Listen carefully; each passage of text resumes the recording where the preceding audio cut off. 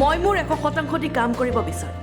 লখিমপুৰৰ ডেভেলপমেণ্টৰ কাৰণে মোৰ 100% 24/7 মই ডেডিকেট কৰিম। ৰাইজে সহায় সহযোগিতা আগবঢ়ালে মই ভালদৰে কাম কৰিব পাৰিম। লখিমপুৰবাসী ৰাইজৰ সকলোৰে সহযোগিতা লাগিব। লখিমপুৰৰ নৱনিযুক্ত জিলা আয়ুক্ত প্ৰণৱজিৎ কাকতি আজি মিলিত হ'ল সাংবাদিকসকলৰ লগতে। ইতিমধ্যে জিলা আয়ুক্তগৰাকী নামি পৰিছে জিলাখনৰ উন্নয়নৰ বাবে।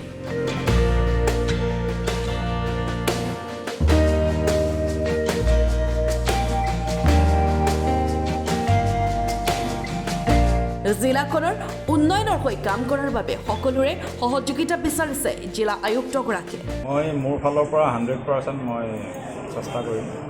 যিখিনি সমস্যা আছে লখিমপুৰৰ ডেভেলপমেণ্টৰ কাৰণে মোৰ 100% 24/7 মই ডেডিকেট কৰিম।